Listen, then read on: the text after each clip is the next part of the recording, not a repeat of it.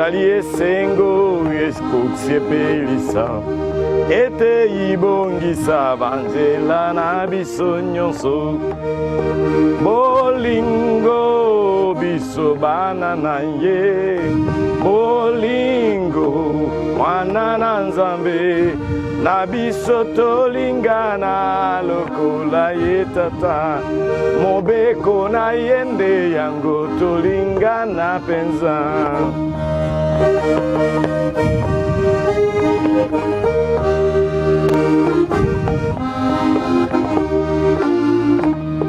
mokili mawa mingi bokono mpeliwa na bolingo kobondisa bango na mposabe bolingo biso bana na ye bolingo mwana na nzambe na biso tolingana lokola ye tata mobeko na ye nde yango tolingana penza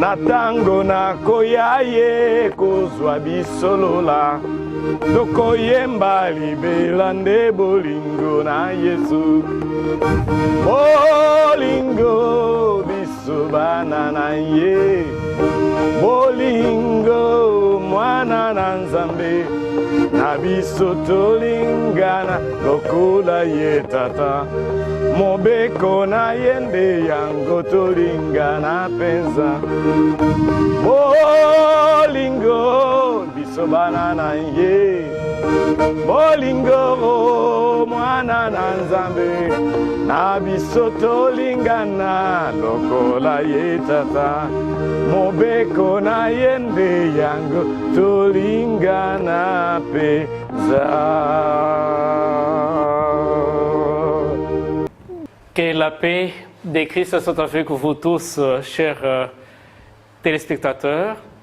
Nous poursuivons notre marche avec notre série sur le foyer heureux dans le contexte des secrets du bonheur conjugal.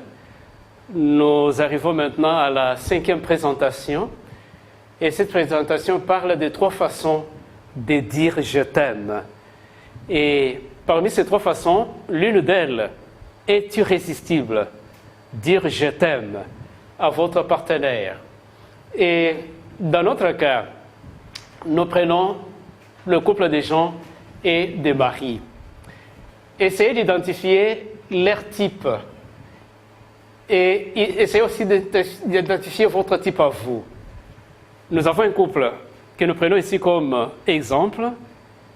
Pendant que nous allons les analyser, vous aussi, essayez un peu d'identifier votre couple, dans votre type, dans votre foyer. Vous faites partie de quel type? En ce qui concerne les manières de dire « je t'aime ». Et vous allez aussi identifier le type de votre conjoint. Parce que chaque conjoint appartient à tel ou tel type. Votre conjoint appartient à quel type? Alors, étant différents l'un de l'autre, nous exprimons chacun notre amour de manière différente. Parce que moi, j'ai mon tempérament. Mon épouse a son tempérament. Nous n'aurons pas à exprimer notre amour de la même manière. J'ai l'éducation que j'ai réussi de mes parents, de ma famille, de mon environnement. Ma femme aussi a réussi une éducation propre à elle, dans un autre environnement, différent du mien. Alors, entre Jean et Marie, ils ont leur façon d'exprimer leur amour. Alors, il y a 3 principaux types d'amoureux.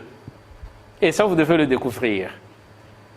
Alors, les mariés sont des amoureux. Mais vous appartenez à quel type? Votre conjoint appartient à quel type d'amoureux? Alors, il y a l'aspect visuel. On regarde, on voit. Il y a l'aspect auditif. Écoute, entend. Il y a le troisième, c'est le type kinésique, c'est-à-dire qui touche. Trois principaux types d'amoureux. Premier type, le visuel. Donc les amoureux visuels, eux, regardent. Ils voient. Donc ils expriment leur amour à travers le regard et la vision. Mais le deuxième, et c'est auditif, écoute, entend. Et le troisième, c'est le kinésique, touche, doit toucher. Et quand il touche, il se sent bien. Il sent l'amour.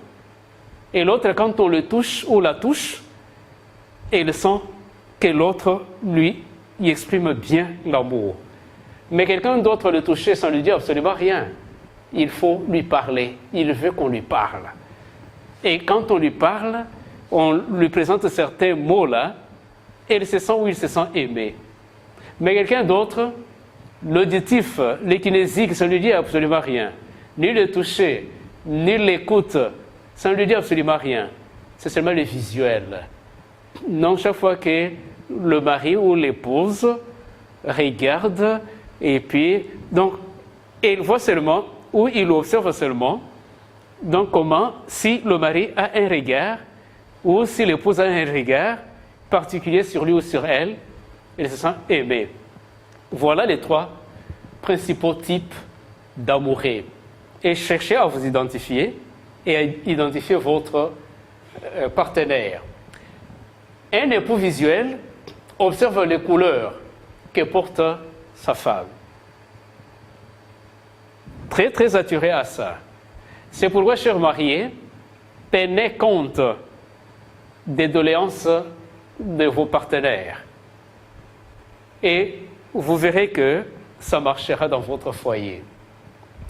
Alors, une épouse visuelle exprime son amour en maintenant sa maison immaculée. Donc, elle arrange la maison parce qu'elle est de ce genre de type d'amoureux. Et toujours dans le contexte, dans le cadre, dans l'exemple du mariage entre Jean et Marie, une épouse auditive, elle, aime écouter constamment la voix de son mari. C'est pourquoi quand le mari s'est déplacé et a effectué un voyage, par jour, elle peut appeler autant de fois. Elle peut même déranger le budget familial, tout simplement en consommant des crédits, parce qu'elle doit entendre la voix de son mari. Le mari est au service, malgré les occupations de son mari, elle sera contente toujours d'interrompre son mari pour entendre un peu sa voix. C'est une amoureuse auditive. Et si le mari, vous ne savez pas, vous n'avez jamais découvert que votre épouse est une amoureuse auditive, vous risquez de créer des problèmes au foyer. Pourquoi? Parce que quand elle va appeler pendant que vous êtes au service, vous allez trouver que c'est un dérangement. Or, ce n'est pas un dérangement. C'est tout simplement parce qu'elle est amoureuse auditive. Pendant que vous êtes à la maison, et il vous fait parler, il veut toujours que vous puissiez parler, ou le mari veut toujours que vous puissiez parler. Quand vous parlez là, ça lui fait du bien. C'est un amoureux auditif. Et pour n'avoir pas découvert ce type d'amoureux, pour n'avoir pas identifié le type de votre époux ou épouse, vous n'avez pas répondu, réagi conformément à ce qu'elle est ou ce qu'il est, et ça engendre des problèmes au foyer. Vous pouvez crier à la sorcellerie et consorts, aux démons et consorts, or le problème est ailleurs. Tout simplement, vous n'avez pas identifié le type d'amoureux de votre conjoint.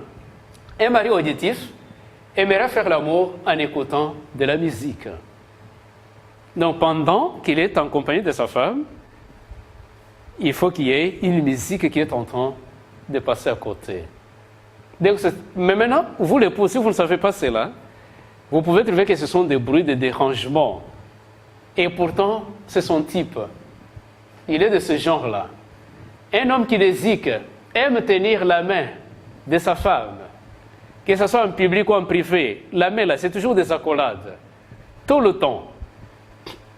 Et si c'est la femme ou l'homme qui est kinésique et que le partenaire ne sait pas ça, ne veut pas donner la main, ou c'est jeune, ça peut créer des problèmes à la maison. Tout simplement parce que l'autre n'a pas identifié le type d'amoureux dont est son partenaire. Alors, une femme kinésique aime à être caressée et cajolée. Et si votre femme est kinésique et que toi, tu ne la caresses pas, tu auras des problèmes au foyer.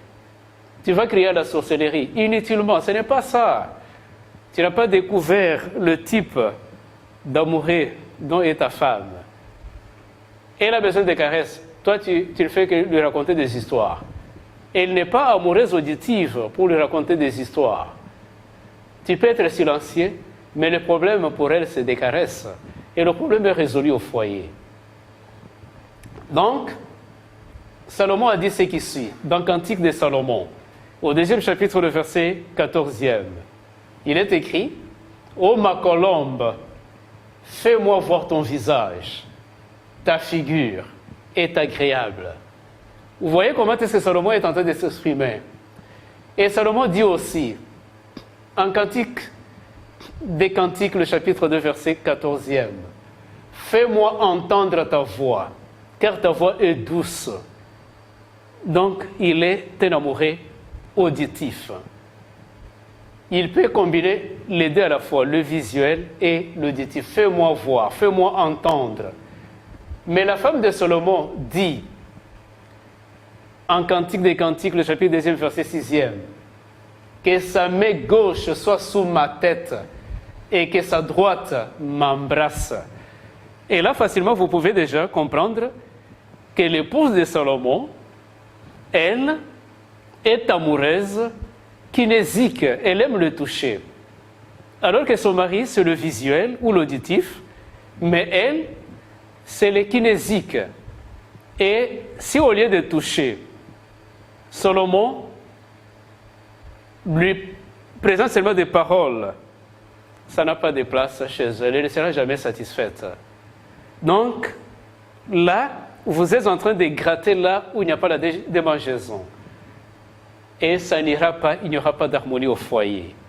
Alors, si nous voulons vivre heureux, identifiez à quel type d'amoureux votre partenaire se trouve et ça ira bien au foyer.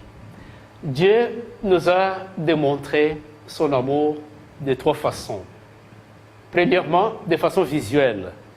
Et c'est ce que nous lisons en Actes chapitre 3, verset 4e, où il est écrit, « Il a les yeux sur nous. » Donc les yeux de Dieu sont sur nous. L'amour visuel de la part de Dieu. Et Dieu aussi nous a démontré son amour de façon aussi auditive. Et c'est ce que nous pouvons lire en Jean chapitre 5, le verset 8e, où il est écrit, Jésus lui dit, « Lève-toi. » Il parle. « Lève-toi. » Et de façon kinésique aussi, en Jean 9, verset 6e, il est écrit, « Il lui oignit les yeux. » La personne a besoin de la guérison. Dans ce contexte, dans ce cas, Dieu ne parle pas. Dieu vient toucher. En oignant, il a satisfait son enfant. Alors, parce que Dieu nous montre ces différentes manières d'aimer, identifiez la manière de votre conjoint ou conjointe et agissez conformément à ce type auquel il ou elle appartient et vous verrez la différence dans votre foyer. Le premier secret que nous allons découvrir ici, c'est qu'il faut déterminer le type de votre conjoint et le vôtre. Il est quel type d'amoureux? Et toi, tu es quel amoureux? Identifiez les deux là. Ça, c'est le premier secret pour vivre heureux dans votre foyer. De quel type est Jean? De quel type est Marie? De quel type suis-je? De quel type est mon conjoint? Posez-vous ces questions-là et trouvez la réponse. Donc, en vous analysant vous-même, en vous observant, en vous écoutant l'un et l'autre, vous pouvez établir ces types dont il est question. Et c'est ça l'exercice que je demande à vous tous, nos téléspectateurs. Et même les fiancés, vous pouvez déjà faire cet exercice. Savoir à quel type appartient votre futur partenaire. Deuxième secret, il faut accepter nos différences, respecter l'individualité de votre conjoint. Si c'est le kinésique, il aime le toucher, ne le forcez pas à être auditif ou visuel. Vous allez déranger les choses. S'il est visuel, ne cherchez pas à faire autre chose. Je me rappelle, un pasteur m'a raconté une histoire. Un jour, il est sorti avec son épouse. D'abord, il était au bureau. L'épouse lui dit, « J'aimerais arriver au supermarket. Si tu peux m'accompagner. » Et le mari a interrompu son travail. Il a couru vite avec elle jusqu'au supermarché. Ils ont fait des achats. Et quand ils sont sortis, pour s'en aller, la femme dit, en tout cas chérie, je m'excuse, j'ai oublié quelque chose. Attends-moi, donne-moi juste 2 minutes. Je vais faire cet achat et je reviens. Et le pasteur lui a dit, en tout cas faites vite, parce que j'ai des choses à terminer. Elle a dit, non, non, donne-moi juste 2 minutes. Elle est allée. Et les 2 minutes étaient consommées. 5 minutes. 10 minutes, elle n'était pas toujours là. Et 15 minutes, le pasteur a démarré la voiture et il est parti. Quand il est parti, la bergère rentre et trouve que la voiture n'était plus là. Le mari était déjà parti. Elle était furieuse, très fâchée. Et quelques temps après, le pasteur est revenu. En revenant, il s'est dit, mais maintenant j'ai créé déjà des problèmes. Comment est-ce que je vais m'en sortir? Il sait que sa femme est amoureuse visuelle. Il a parqué la voiture quelque part, il l'a cachée. Et il est entré dans le supermarché à l'insu de son épouse. Et il a acheté un bouquet de fleurs. Maintenant, quand il est venu par derrière. La femme avec un visage bombé. Le pasteur s'est dit, mais ici, si je me présente en face d'elle, j'en aurai pour mon compte. Il est venu par derrière. Vous savez ce qu'il a fait? Il a fait avancer le bouquet de fleurs, juste en étant derrière, et juste au niveau du regard. Et ça venait là, et il a posé. Et dès que la femme a vu, elle a souri. Et quand elle a souri, elle l'a tourné derrière et elle a embrassé le pasteur. Et la chose était réglée. Donc le pasteur a gratté là où il y avait la démangeaison. Il n'est pas venu avec des paroles. Il n'est pas venu avec les toucher. Parce que s'il venait avec les paroles, il venait avec les toucher, c'était la guerre. Mais il est venu avec la vision. Donc, deuxième secret, il faut accepter nos différences. Il faut accepter l'individualité de votre conjoint. C'est très important. Mais pour éviter, il faut connaître ces choses. Et si on ne les connaît pas, c'est difficile. Et il faut toujours avoir en tête que votre conjoint est unique. Ayez toujours cela à l'esprit. Et c'est ça la meilleure manière d'aimer votre conjoint. Savoir qu'elle est ou qu'il est unique. En Psaume 139, versets 15 et 16, il est écrit, « mon corps n'était point caché devant toi, lorsque j'ai été fait dans un lieu secret. Quand je n'étais qu'une masse informe, tes yeux me voyaient. Dieu voyait tout, l'amour visuel. La personnalité de mon conjoint est unique. Si elle est ou il est amoureux visuel, auditif ou kinésique, donc c'est son identité, c'est sa personnalité, elle est unique et je dois respecter cela. Je ne peux pas forcer les choses. Si elle n'est pas kinésique, je ne vais pas chercher toujours à toucher la main pour marcher en se tenant à la main. Donc elle n'est pas là. Elle, c'est l'auditif, c'est le visuel. Donc il ne faut pas essayer de la changer. C'est sa personnalité. Elle est née comme ça. Depuis qu'elle était une masse dans le sein de sa mère, Dieu l'a fait comme ça. Alors, pourquoi vouloir restreindre la liberté et l'individualité de votre conjoint? Pourquoi? Qu'est-ce que vous cherchez? Quand vous allez forcer les choses, ça ne marchera pas. Ça sera mécanique. Et le troisième secret, c'est qu'il faut placer les désirs de votre conjoint au-dessus de votre.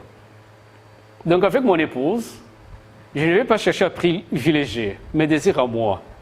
Je vais d'abord privilégier ses désirs à elle. Et les miens viendront après. Voilà la bonne manière d'aimer. Le troisième secret. Mais si vous faites l'inverse, là vous avez gâché les choses et vous ne vivrez jamais ce bonheur-là tant attendu. Donc, les grâces de la courtoisie qui s'oublient ajoutent une touche de brillant et de splendeur aux relations conjugales. Il faut savoir s'oublier. L'abnégation. Donc, vous vous oubliez pour le bien de votre partenaire. Ça, c'est la bonne manière d'aimer. Et si vous ne pouvez pas agir de cette façon-là, vous allez chercher le bonheur, vous n'en trouverez jamais. Et la situation demeurera comme ça dans votre foyer. Si dans votre foyer-là, vous étiez en train de faire le contraire de ce que nous sommes en train de dire ici, mais vous voulez la solution, suivez ces principes, vous allez voir la différence. Votre foyer va rajeunir et vous en serez heureux. Mais le contraire, ça va vous amener toujours de déboire. Et à quoi bon? En Philippiens, le chapitre 2, verset 3, nous lisons que l'humilité vous fasse regarder les autres comme étant au-dessus de vous-même. L'humilité. C'est l'orgueil qui a créé des problèmes au foyer. Mais si nous pouvons être humbles, hommes et femmes, vous verrez la différence dans nos foyers. Donc la racine de tout conflit, c'est moi d'abord. Moi d'abord, toujours moi. Mais pourquoi pas toi? Pourquoi pas l'autre? Et aussi longtemps qu'il y aura toujours ce chant, moi d'abord. Ça, c'est la racine de tous les conflits qu'on est en train de vivre dans le foyer. Donc la clé qui peut nous donner la solution à tous les problèmes que nous avons au foyer, il faut mon conjoint d'abord. Au lieu de moi d'abord, c'est mon conjoint d'abord. Et vice-versa, mon conjoint aussi s'oublie pour dire mon mari d'abord. Et là, ça donne l'équilibre au foyer et on sera heureux. Et Jésus est pour nous l'exemple suprême de l'amour qui se sacrifie. Et nous devons suivre son modèle si nous voulons avoir des foyers heureux. Et nous pouvons lire cela en lisant Philippiens 2, versets 5 à 8, où il est écrit « Ayez en vous les sentiments qui étaient en Jésus-Christ. Il s'est humilié lui-même, devenant obéissant jusqu'à la mort de la croix. » Et si on peut agir comme ça envers son époux ou son épouse, l'aimer d'un amour qui se sacrifie, accepter de perdre pour le bien de votre partenaire, mais vous avez tout gagné. Votre foyer sera un coin du ciel ici-bas. Voilà un merveilleux secret pour rendre nos foyers heureux. Il y a 3 façons d'exprimer notre amour. La première façon d'exprimer notre amour, c'est de regarder. Donc on a parlé de l'amour visuel. Deuxième façon d'exprimer notre amour à l'endroit de notre conjoint, c'est d'écouter. L'amour auditif. Et la troisième façon de le faire, c'est de toucher. L'amour kinésique. Identifier. Et c'est là la question que nous allons nous poser. Laquelle de ces 3 est irrésistible? Il y en a 3, il y a 3 façons, mais parmi les 3, une seule est irrésistible. C'est celle que préfère mon mari ou ma femme. Voilà la réponse. La meilleure façon d'aimer, c'est celle que désire mon mari ou ma femme. Si je ne peux pas l'aimer de la façon qu'elle désire, je tape à côté. Et l'amour ne sera pas authentique au foyer. Jésus, notre divin amoureux, a promis de revenir pour toi et pour moi. Et c'est ce que nous lisons en Jean, le chapitre 14, le verset 1er au verset 3e, où il est écrit que votre cœur ne se trouble point. Croyez en Dieu, croyez en moi. Il y a plusieurs demeures dans la maison de mon Père. Et si cela n'était pas, je vous l'aurais dit. Je m'en vais vous préparer une place. Et lorsque je m'en serai allé et que je vous aurai préparé une place, je reviendrai. Et je vous prendrai avec moi, afin que là où je suis, vous y soyez aussi. Il va revenir, ce Jésus, ce divin amoureux. Donc c'est ce que nous venons de lire à travers les Saintes Écritures. Mais maintenant, quand il apparaîtra, nous le verrons. Nous l'entendrons. Non seulement nous le verrons et nous l'entendrons, nous serons touchés par sa glorieuse présence. Vous voyez comment Dieu nous aime? Il va revenir, nous allons le voir. Et nous serons contents de le voir. L'amour visuel. Son retour sera audible. Nous allons l'entendre parce qu'il viendra au son de la trompette. Un amour audible. Et quand la trompette va retentir, les morts en Christ vont ressusciter.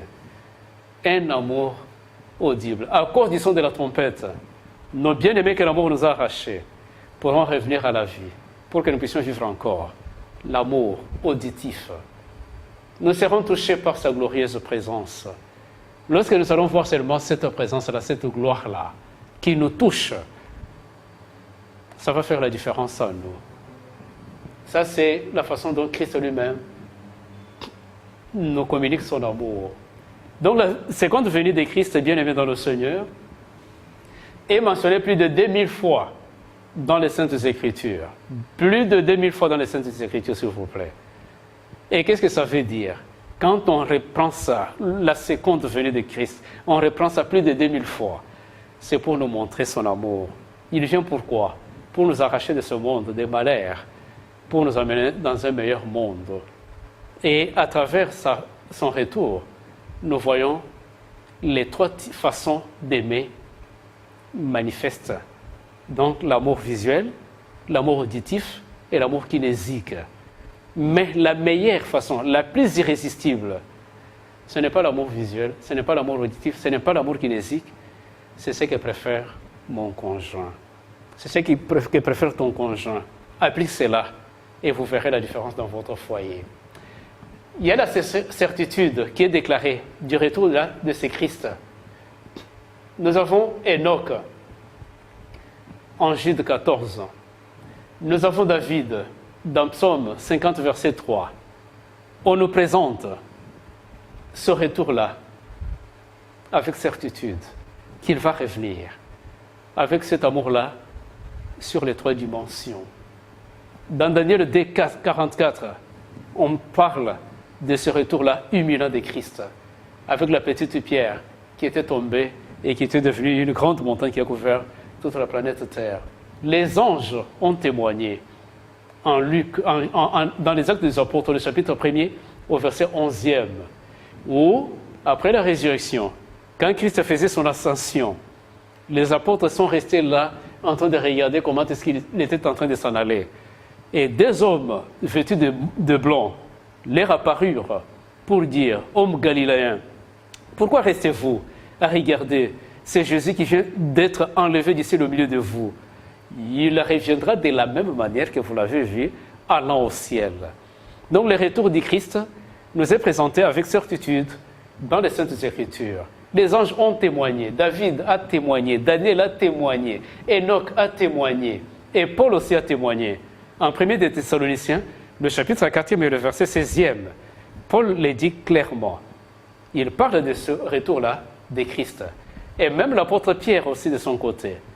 Dans sa première épître, ou dans sa deuxième épître au chapitre 2e, 3e plutôt, le verset 10e, il parle aussi du retour de Christ. Et même Jean de Patmos, en Apocalypse chapitre 22, verset 20, il parle du retour de Christ avec certitude. Et ce retour-là nous présente les trois façons d'aimer: visuel, auditif et kinésique. Donc Christ vient bientôt, bien aimé dans le Seigneur, et ce sont les signes qui nous le témoignent. Vous savez, avant de s'en aller, il a donné les signes de temps. Quand les disciples lui ont posé la question de savoir quel est le signe de ton avènement, et il a donné les signes. Et ces signes, aujourd'hui, sont en train de nous guider et nous montrent que bientôt là, il revient pour restaurer toutes choses. Même les foyers brisés, il va les restaurer. Aujourd'hui, il y a la famine, il y a des plaies. C'était prédit en Luc 21, verset 11. En Matthieu 24, verset 6 à 7, on a parlé des guerres et des conflits. Aujourd'hui, nous vivons, et chaque jour, devant votre petit écran, vous êtes en train de vivre cela, des conflits, des guerres. Donc, tout ça, c'était prédit. Et nous vivons cela. Jacques, chapitre 5, verset 1 à 8, a parlé des conflits entre les ouvriers et les patrons qui ne se plaignent pas d'être maltraités, d'être exploités par le patron. C'était prédit. Nous sommes en train de vivre, c'est un signe qui prouve que bientôt Christ va revenir. Vous avez par exemple la famille et la société. On en a parlé en 2 de Timothée, le chapitre 3e, à partir du verset 1er jusqu'au verset 5e. C'était prédit. Aujourd'hui, nous sommes en train de le vivre. C'est une preuve que Christ va revenir bientôt. Donc la proclamation de l'Évangile, d'après Matthieu 24, verset 14. Si on est en train de diffuser ce message de 3 anges, c'est pour hâter le retour de Christ. C'est le dernier signe qui reste pour que Christ revienne. Voilà pourquoi nous sommes en train de diffuser le message des 3 anges, pour hâter le retour de Christ, afin qu'il puisse venir restaurer les foyers qui sont brisés. Mais avant son retour, vous pouvez déjà vivre ce bonheur dans votre foyer. Quand bien même on n'est pas encore entré au ciel, mais si vous pouvez mettre en application tous ces secrets qu'on est en train de partager avec vous, déjà vous pouvez transformer votre foyer en paradis en attendant que Christ vienne pour mettre fin au malheur que nous vivons ici. Donc nous le verrons tous quand il va revenir dans sa gloire. Voilà pourquoi Jean de Patmos pouvait s'exclamer en disant, en Apocalypse chapitre 1 verset 7, « Voici, il vient avec les nuées, et toute œil le verra. » Tout œil. Donc ce sera un retour universellement visible. Nous allons le voir quand il va revenir. Donc, et là, ça ne sera pas une apparition secrète, comme nous l'entendons dire, ou bien prêché par certains prédicateurs, que ça sera le retour secret ou un enlèvement secret. Ce n'est pas ça ce que dit la Bible. Et le retour là de Christ ne sera pas un enlèvement secret, je le répète.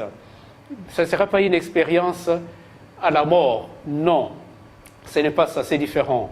C'est, si vous voulez bien, une apparition littérale dans le ciel et qui sera une vue, ou bien qui sera visible par tous les habitants de la terre. Donc, ils verront le retour de Christ de façon distincte. Donc ça, c'est très clair et c'est biblique. Le contraire n'est pas biblique. Donc, nous entendrons tous sa voix. Et ça, c'est l'amour auditif. Une façon d'exprimer son amour lorsqu'il va revenir. Et c'est ce que nous trouvons écrit en 1 des Thessaloniciens, le chapitre 4e et le verset 16e, où il est écrit « Car à la voix d'un archange, au son de la trompette de Dieu, le Seigneur lui-même descendra du ciel. » À la voix d'un archange, au son de la trompette, l'amour auditif. Et nous serons tous touchés par sa gloire, sa gloire, quand il va revenir, par sa présence glorieuse. Et cela, c'est pour bientôt. En Matthieu 24, verset 30, il est écrit « Ils verront le Fils de l'homme venir sur les nuées avec puissance et une grande gloire. » Nous serons touchés par cette gloire lors de son apparition. Donc, au retour du Christ bien-aimé dans le Seigneur, le ciel s'ouvrira comme un livre qu'on roule. À son retour, les montagnes seront remuées de leur place, nous disent les Saintes Écritures, et les îles changeront de position, d'après Apocalypse 6, verset 14. Donc, la fin du monde, bien-aimé dans le Seigneur, les banques vont s'effondrer, l'argent sera sans valeur. Aujourd'hui, l'argent a de la valeur, mais quand Jésus va revenir, l'argent n'aura plus de valeur. Les salles de danse seront vides, l'amusement sera une folie lorsque Christ reviendra. Et les bars seront fermés lors du second retour de Christ. Et pourquoi ne pas prendre du temps pour suivre le message des 3 anges tel qu'il est prêché, alors que vous connaissez déjà l'horaire, au lieu d'aller dans les bars pour aller passer le temps inutilement alors que les bars seront fermés quand Christ va revenir. Donc vous ferez mieux de vous habituer déjà avec ce message qui pourra vous donner l'opportunité d'aller au ciel où vous pourrez vivre avec vos familles sans division, sans dérangement, mais dans le bonheur le plus parfait possible. Et l'alcool alimentera les flammes. L'alcool que vous êtes en train de déguster maintenant, c'est ce qui sera utilisé pour enflammer le feu et brûler donc les méchants. Ou bien tous ceux qui sont en train de détruire le foyer, ceux qui ne tiennent pas compte de tous ces conseils. Et aussi, les bordels seront fermés. Et pas des clients, pas des prostituées. Et vous qui êtes en train de suer le lit conjugal, au retour de Christ, vous serez dessus.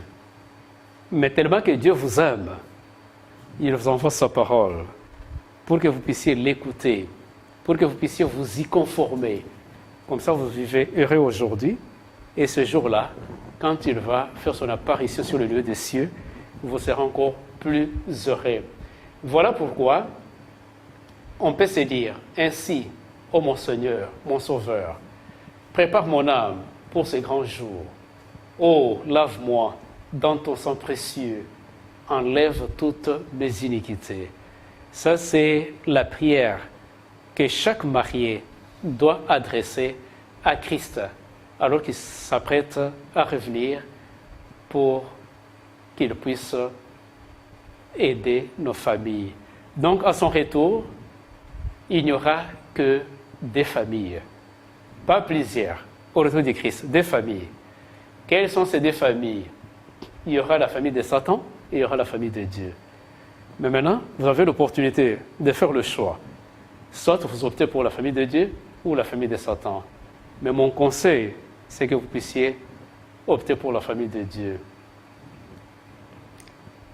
La famille de Satan criera aux rochers et aux montagnes, disant, d'après Apocalypse 6, verset 16, « Tombez sur nous, cachez-nous. » Mais la famille de Dieu, conformément à Ésaïe, chapitre 25, verset 9, s'écriera, « Voici, c'est notre Dieu, celui qui nous sauve. » Vous ferez mieux d'appartenir à la famille de Dieu. Et vous serez heureux ces jours-là, quand il fera son apparition sur le lieu des cieux. Et en Apocalypse 22, 20, oui, Amen. Viens Seigneur Jésus. Chers téléspectateurs, es-tu prêt ou prête pour le retour de Jésus? C'est une question fondamentale. Je t'aime et t'accepte tel que tu es. Je te regarderai, t'écouterai et te toucherai comme tu le désires. Ça sera la réponse de Christ. Message à mon Seigneur. Après avoir écouté toute cette exhortation, je t'aime, je vais te voir, t'entendre et te toucher.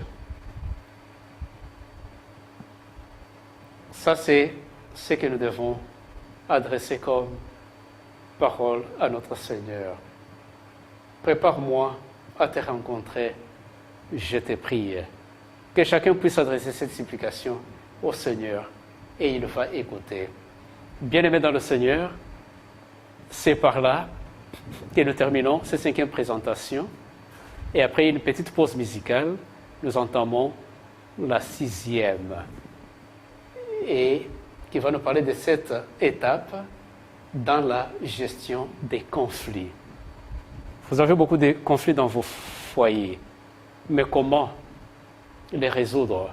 Il y a cette étape, et c'est ce que nous allons voir immédiatement après la pause musicale.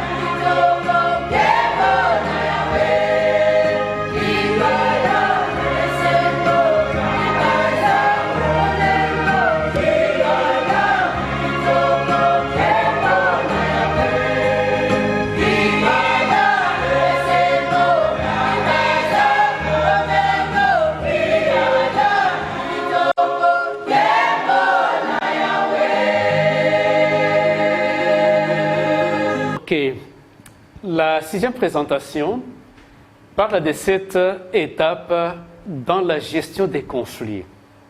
Je sais que vous êtes en train de gérer des conflits, mais de quelle façon?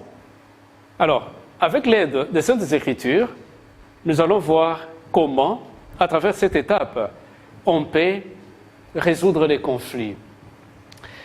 Et notre exemple concerne le couple de Carlos et de Gloria. Et à travers ce couple, nous allons voir comment gérer les conflits. La première étape, il faut faire face au problème le plus tôt possible. Le plus tôt possible. Dès que le problème surgit dans votre foyer, ne perdez pas le temps, ne retardez pas, ne remettez pas à demain le travail que vous devez faire aujourd'hui. Ne faites pas semblant que des foyers ont fait semblant. Ou bien, n'utilisez pas la politique de l'Autriche au lieu d'affronter le problème. L'Autriche préfère prendre sa tête et mettre entre les pattes. Ce n'est pas la solution. Quand vous aurez mal au cou, vous finirez toujours par vous redresser et vous trouverez toujours le problème qui vous attend. Chers mariés, dès que le problème est là, affrontez le problème. Immédiatement. Ne prenez pas du temps. Ceux qui ont pris du temps ont connu des choses pures. Donc, première étape, affronter directement.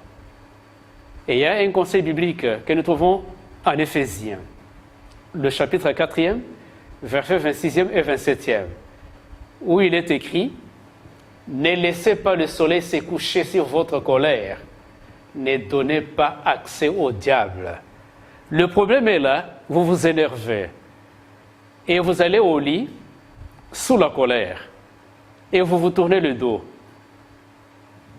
En agissant comme ça, vous donnez l'accès au diable.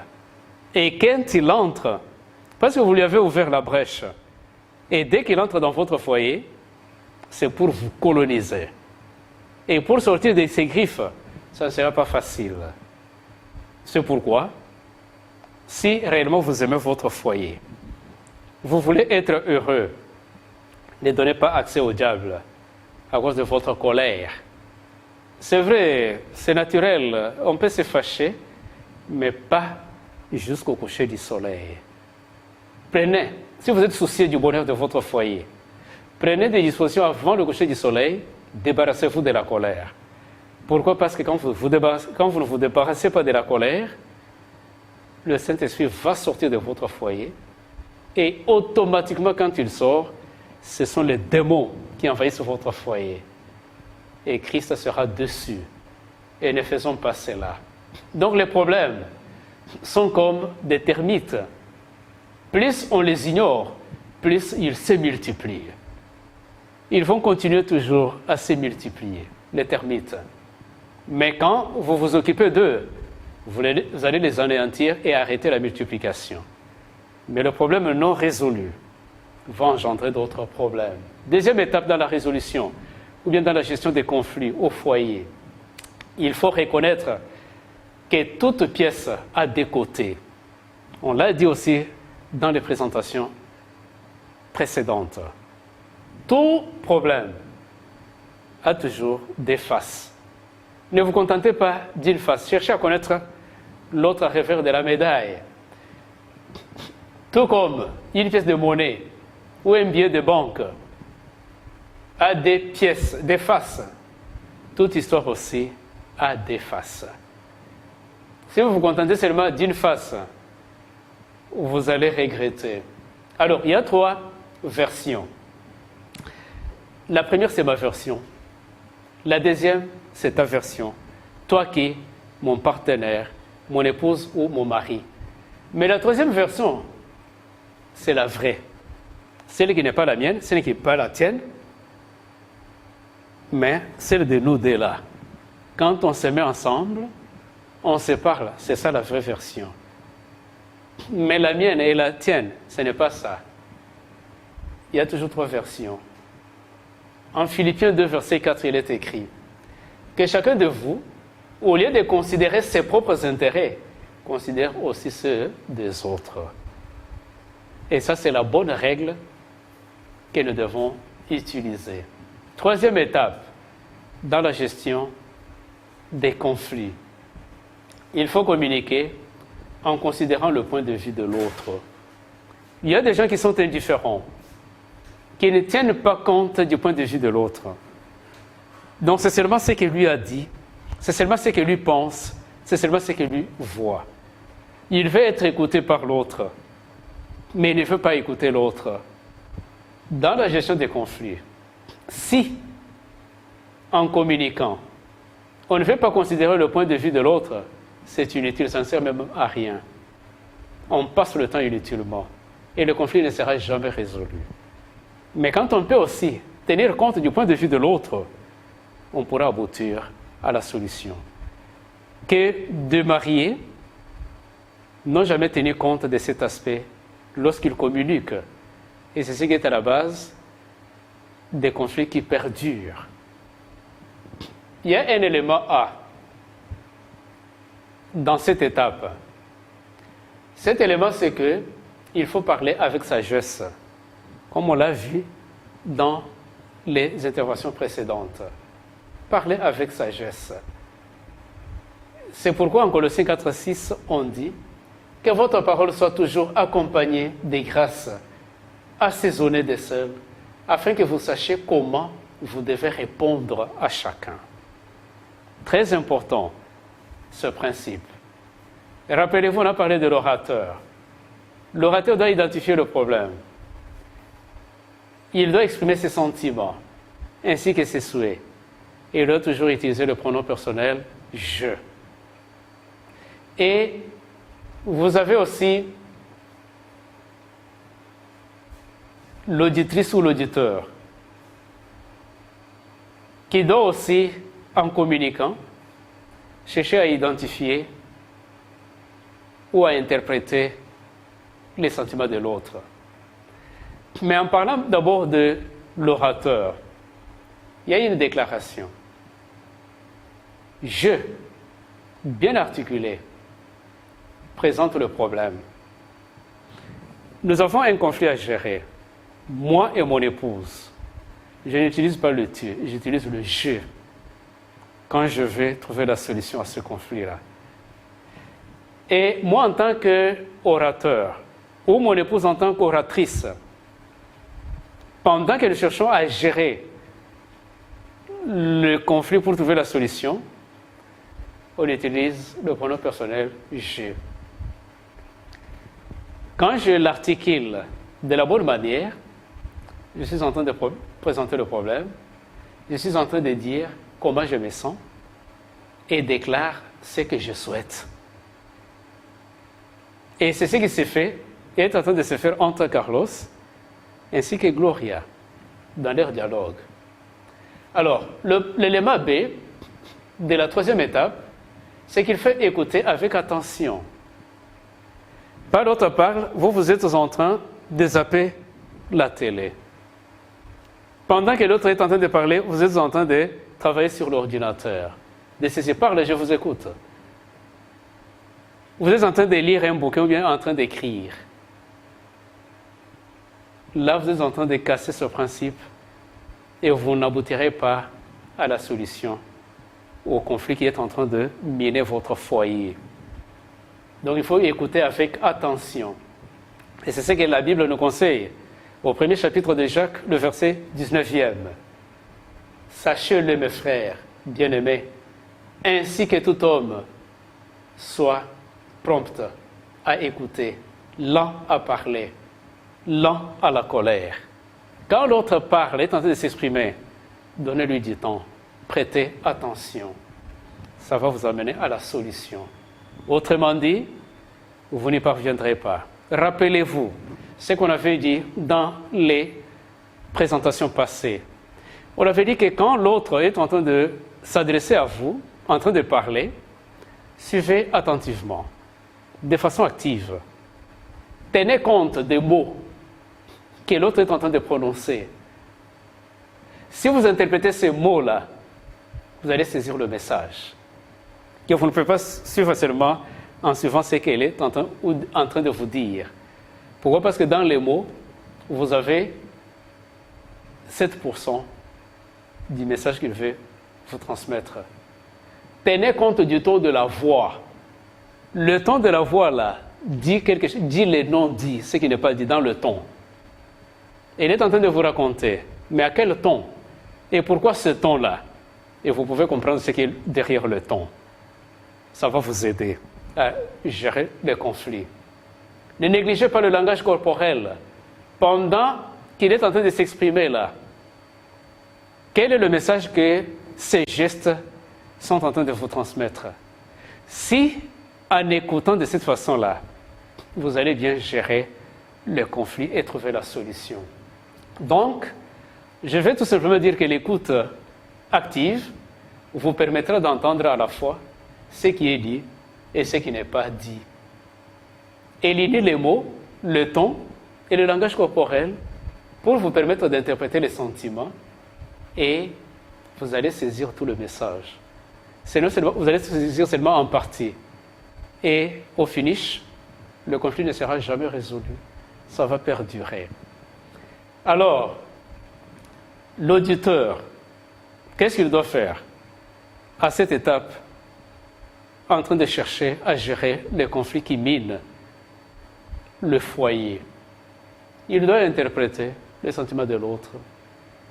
Il doit empathiser, comme on l'a dit, c'est-à-dire se mettre dans les souliers de l'autre ou dans la peau de l'autre, chercher à comprendre ce que l'autre est en train de ressentir pendant qu'il est en train de vous parler et refléter en utilisant la déclaration « tu ».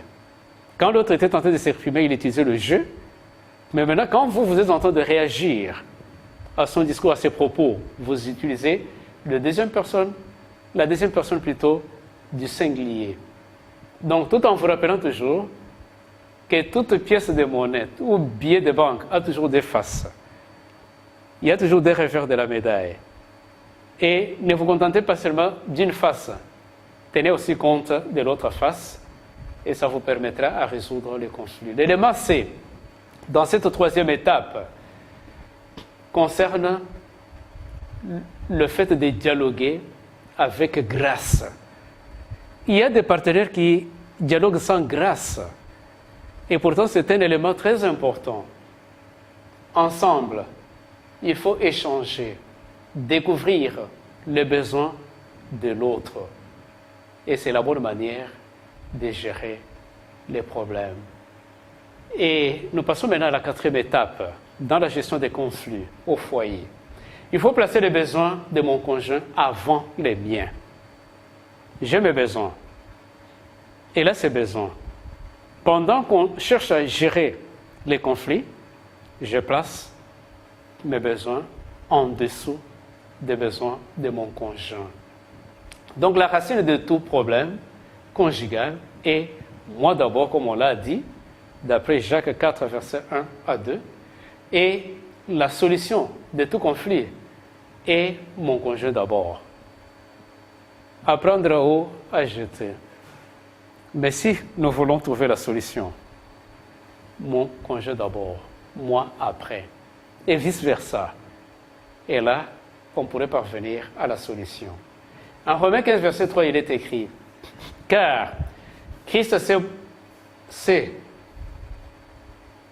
accompli en lui-même, il ne s'est pas accompli en lui-même, mais il a pensé aux autres. Il s'est oublié, l'abnégation, l'abandon de soi. La cinquième étape, il faut adopter un plan d'action. C'est vrai, vous êtes passé par toutes ces étapes, c'est bien bon, mais quel est le plan d'action? Il faut passer à l'action. Il faut agir. Comment doit se présenter ce plan d'action? Comment agir? Premièrement, il faut explorer toutes les options. Deuxièmement, il faut choisir la meilleure parmi tant d'autres. Et là, vous le faites ensemble. Et, troisièmement, il faut toujours la solution gagnant-gagnant, comme on l'avait dit aussi dans l'une des présentations. Pas perdant-gagnant. Il ne faut pas tirer la couverture toujours de votre côté, en oubliant, en sacrifiant l'autre, pour que toi tu sors vainqueur et que l'autre sorte perdant. Non. Vous perdez un peu, l'autre perd un peu, et tous vous gagnez beaucoup. C'est plus bénéfique que chercher à gagner vous seul. Vous ne parviendrez pas à la résolution du conflit. La 6e étape et l'avant-dernière, c'est dire « pardonne-moi ». Il y a de se marier là, pour dire « pardonne-moi », ça pèse tellement. Dire seulement à son époux ou à son épouse « pardonne-moi », ça pèse de tonnes et de tonnes. Or, c'est une étape, une voie obligée s'il faut gérer les conflits au foyer. Et les Saintes Écritures nous conseillent là-dessus. Et nous sommes dans le livre de Jacques, le chapitre 5e, verset 16, où il est écrit « Confessez donc vos péchés les uns aux autres, afin que vous soyez guéris. » Vous avez besoin de la guérison dans votre foyer? Pardonnez-vous mutuellement. Vous savez, le pardon libère. Votre foyer a besoin de libération. Mais comment voulez-vous qu'il y ait cette délivrance sans l'esprit du pardon? Lorsque vous êtes toujours en train de faire l'historique des faits dans votre foyer, vous n'y parviendrez pas. Vous voulez que la guérison soit la bienvenue dans votre foyer, malgré les conflits que vous êtes en train de gérer, ayez l'esprit du pardon et la guérison sera prompte. Donc il y a une question facile. En quoi mon conjoint avait-il tort? Il faut vous poser cette question-là. En quoi avait-il tort? Et l'importante question que nous devons nous poser, en quoi avais-je aussi tort? Ça aide.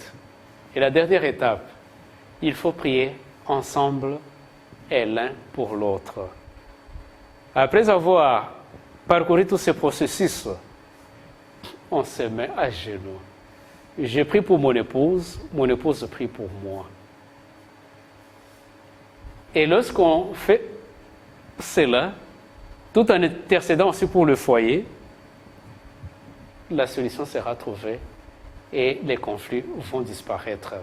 En Jacques 5, verset 16, qu'on venait de lire, « Confessez donc vos péchés les uns aux autres et priez les uns pour les autres, afin que vous soyez guéris. » C'est une condition sine qua non. Bien-aimés dans le Seigneur, dans chaque foyer, le diable est à l'œuvre pour créer des dissensions. Je dis bien dans chaque foyer, même dans les foyers des pasteurs. Personne n'est épargné, il est là. En priant, nous invitons Dieu à employer sa puissance pour vaincre Satan.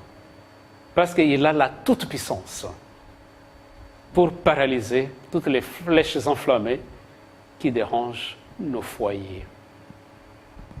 Quand les tempêtes font rage, Christ, le prince de paix, s'élève et dit « Paix vous soit, restez calme ».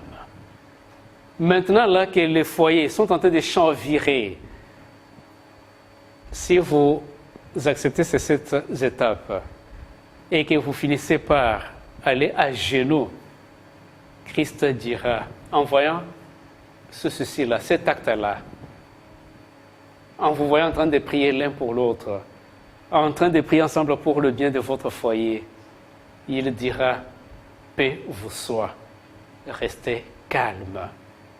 Quelle bonne nouvelle! Il y a un autre conflit qui doit être résolu. Il y a les 2 protagonistes, mon Dieu et moi.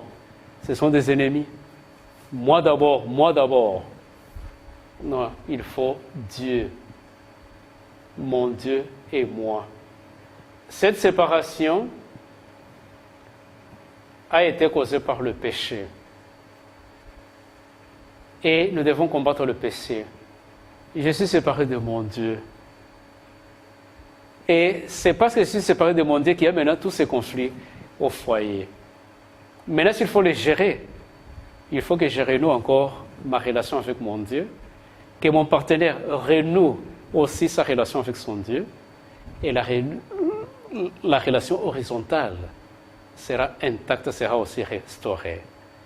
Dans ce dialogue, moi et mon épouse, si chacun de nous ne cherche pas à rétablir, à restaurer sa relation avec Dieu, malgré les efforts, malgré tout ce que nous allons faire, on ne saura pas rétablir la bonne relation entre nous deux. Il y a un autre conflit qui doit être résolu, c'est celui de ma relation avec mon Dieu. S'il y avait séparation, il y aura tous ces conflits que vous êtes en train de vivre au foyer. Et quand on renoue la relation avec Dieu, automatiquement, tous ces conflits-là se volatilisent. En Ésaïe 59, verset 2, « Mais ce sont vos crimes qui mettent une séparation entre vous et votre Dieu. » Et lorsque nous confessons ces péchés, Dieu intervient dans notre foyer et c'est la joie, c'est le bonheur, c'est la paix. Pour se réconcilier avec Dieu, il faut franchir cette étape. Il en a déjà franchi 6. Je n'en ai qu'une à franchir. Qu'est-ce que je dois faire à la fin de la rencontre aujourd'hui? J'inviterai chacun à venir devant Dieu pour franchir la 7e étape. C'est pourquoi là vous êtes dans votre salon en train de suivre cette présentation. Je vous invite de vous humilier. Et si vous êtes en train de le faire en famille ou bien en couple, mettez-vous à genoux, la main dans la main. Et si vous êtes avec les enfants, faites un cercle avec les enfants. Priez ensemble pour ce problème-là, pendant que nous serons aussi en train de prier pour vous. Et la première étape, Dieu, s'il faut réparer, Dieu s'est fait homme. Il a abandonné la gloire céleste. Il est descendu ici, il a porté la chair humaine.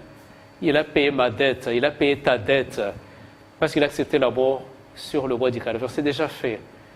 Deuxième étape, avant même d'arriver à la deuxième étape, en Jean chapitre 1, verset 1, verset 14, il est écrit: au commencement était de la parole, et la parole était avec Dieu, et la parole était Dieu, et la parole a été faite chair, et elle a habité parmi nous.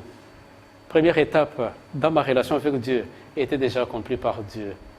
Deuxième, troisième, quatrième jusqu'à 6e était déjà accomplie. C'est seulement la 7e qui me manque.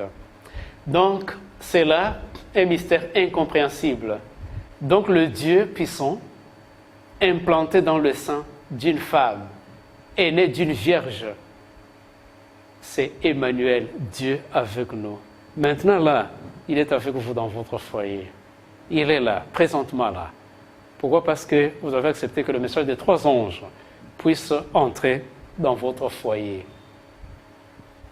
Emmanuel est avec vous. Deuxième étape dans ma relation avec Dieu.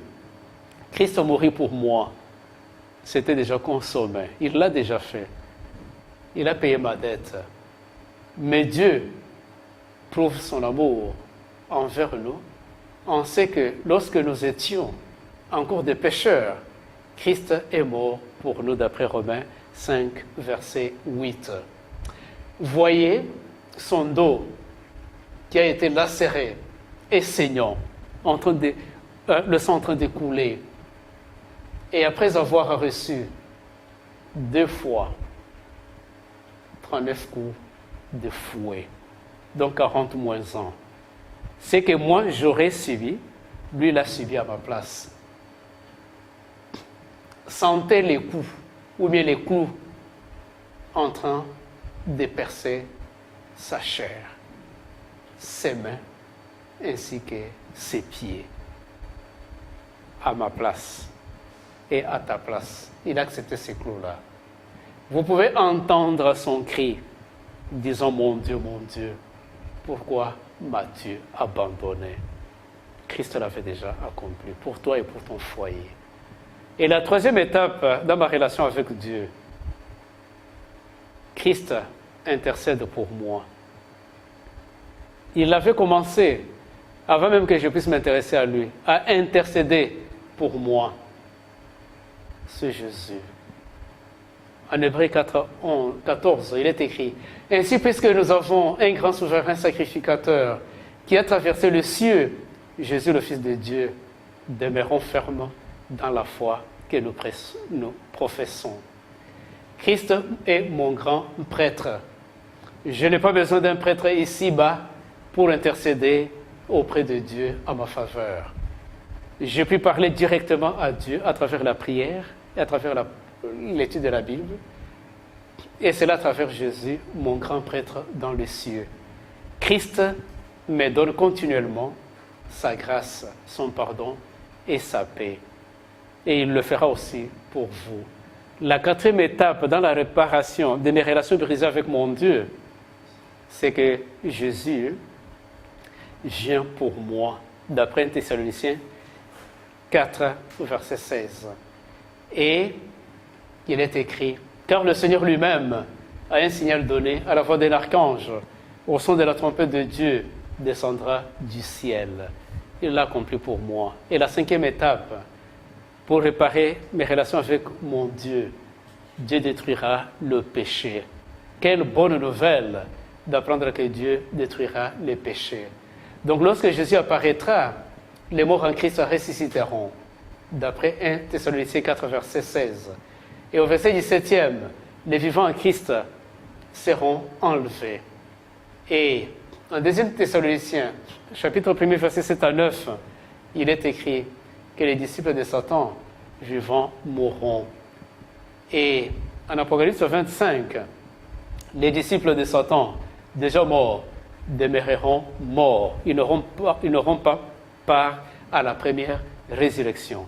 Donc pendant 1000 ans, les disciples de Satan sont détruits, Satan est lié, et les disciples de Christ sont au ciel en train de célébrer 1000 ans avec leur Sauveur. Donc à la fin du millénium, les disciples de Christ et les saints, et la Sainte Cité plutôt, descendront du ciel d'après Apocalypse 21, verset 1er. Et d'après Apocalypse chapitre 21, verset 5, les disciples de Satan vont ressusciter au terme de la période de 1000 ans ou le millénium. Et d'après l'Apocalypse 20, verset 7 à 9, il y aura la dernière guerre sur la terre. Et en Apocalypse 20, verset 10 et 15, Satan, le péché et les pécheurs seront détruits. Et en Apocalypse 21, verset 1 à 3, une nouvelle terre et les nouveaux cieux vont se présenter à nous. Et la sixième étape, l'avant-dernière dans la réparation de ma relation brisée avec mon Créateur et Rédempteur, là, nous voyons que Jésus essuiera toute larme de nos yeux, d'après ce que nous lisons en Apocalypse 21, verset 4. Il essuiera toute larme de leurs yeux, et la mort ne sera plus. Il n'y aura plus ni deuil, ni cri, ni douleur, car les premières choses ont disparu.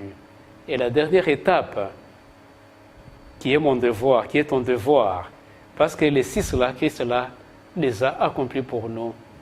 Mais ce qui nous reste, vous et moi, maintenant, alors que nous sommes en train de gérer les conflits dans notre foyer ou bien dans nos foyers, c'est que parce que Jésus a donné sa vie pour moi, je lui donne aussi ma vie. Bien-aimés dans le Seigneur, chers téléspectateurs, après être visités par le Saint-Esprit, êtes-vous prêts à donner votre vie à Jésus pour qu'il puisse transformer votre vie? Êtes-vous prêts à accepter même le baptême pour commencer une nouveauté de vie? Et si c'est votre décision, vous n'avez qu'à m'adresser un texto ou appeler à travers le numéro qui est sur votre petit écran, et je vous aiderai à le faire. Ou encore, vous pouvez visiter l'église adventiste du 7e jour la plus proche de chez vous, et on vous aidera à faire ceci, cela.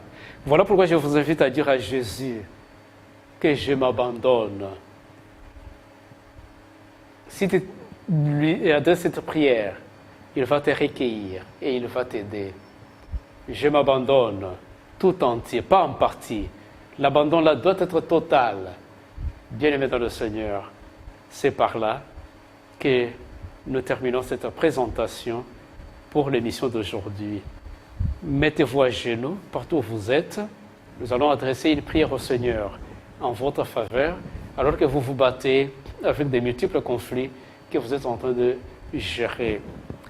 Seigneur notre Dieu, nous nous présentons humblement devant ta face pour te dire merci de ta visitation, de cette parole de vie adressée aux différentes familles qui sont accablées de multiples fardeaux. Puisses-tu, éternel notre Dieu, alors que tes enfants ont accepté tes conseils à travers cette présentation et qui sont là à genoux, en signe d'humilité, en train de t'adresser leur situation. Puisses-tu, éternel notre Dieu, écouter, recevoir les requêtes et les guérir de toutes les plaies qui les rongent. Puisses-tu, éternel notre Dieu, les aider à intérioriser tous les conseils que tu leur as prodigués à travers le message des 3 anges. Nous voulons que tu puisses être la solution, que tu puisses, éternel notre Dieu, apporter du vent dans leur foyer, que ces familles qui étaient devenues déjà des épaves, nous voulons, Seigneur notre Dieu, que toi-même tu puisses les restaurer et que la paix, l'harmonie puissent renaître encore dans ces foyers. Il y en a qui étaient déjà au bout pour se divorcer. Je te supplie, éternel notre Dieu, d'intervenir et de réparer. Il y en a même qui ont divorcé. Seigneur notre Dieu, maintenant que tu les as interpellés, ils sont disposés. Visite-les encore une fois de plus et aide-les à revenir encore, à rebâtir leur foyer, et c'est là pour ta gloire. Que ta paix et ta grâce continue à se rebondir sur eux tous. C'est notre humble prière de foi. Au nom de Jésus, qui est notre Sauveur et Rédempteur. Amen.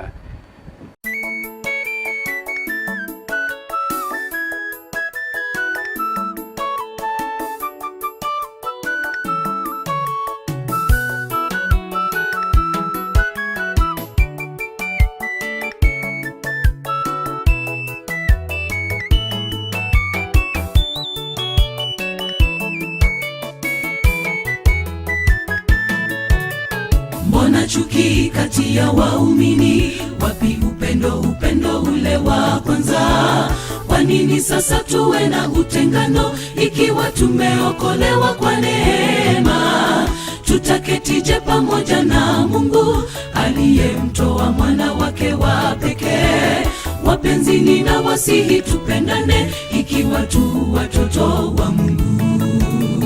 Mbona chuki kati ya waumini? Wapi upendo ule wa kwanza?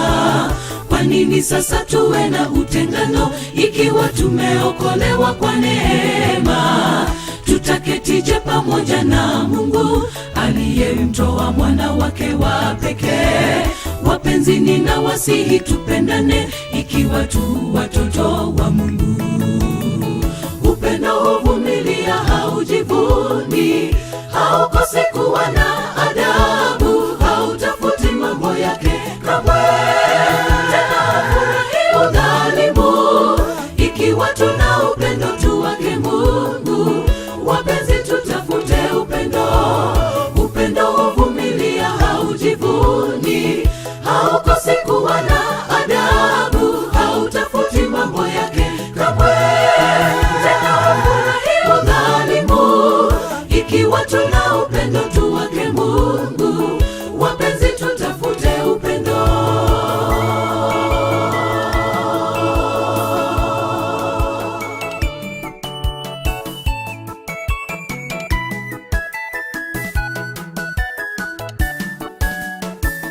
Mungu, wewe ni nguvu yetu, ilete baraka kwetu sisi wana wako. Haki yako iwe ni nguvu yetu, uwe faraja yetu hata kwa machungu. Upendo na amani tujazie, undugu uzidi uhasama na kisasi. Mbona majirani tunapigana? Tufunze upendo tukakumbatiane. Mungu, wewe ni nguvu yetu, ilete baraka kwetu sisi wana wako. Haki haki yako iwe ni nguvu yetu, uwe faraja yetu hata kwa machungu. Upendo na amani tujazie, undugu uzidi, uhasama na kisasi. Mbona majirani tunapigana? Tufunze upendo tukakumbatiane. Upendo huvumilia, haujivuni, haukosi kuwa na adabu, hautafuti mambo yake kamwe, tena hafurahi udhalimu. Ikiwa tuna upendo tu wake Mungu, wapenzi tutafute upendo. Upendo huvumilia, haujivuni, haukosi kuwa na adabu, hautafuti mambo yake kamwe, tena hafurahi udhalimu. Ikiwa tuna upendo tu wake Mungu, wapenzi tutafute upendo. Upendo huvumilia, haujivuni, haukosi kuwa na adabu, hautafuti mambo yake kamwe, tena hafurahi udhalimu. Ikiwa tuna upendo tu wake Mungu, wapenzi tutafute upendo. Upendo huvumilia, haujivuni, haukosi kuwa na adabu, hautafuti mambo yake kamwe, tena hafurahi udhalimu. Ikiwa tuna upendo tu wake Mungu, wapenzi tutafute upendo. Upendo huvumilia, haujivuni, haukosi kuwa na adabu, hautafuti mambo yake kamwe, tena hafurahi udhalimu. Ikiwa tuna upendo tu wake Mungu,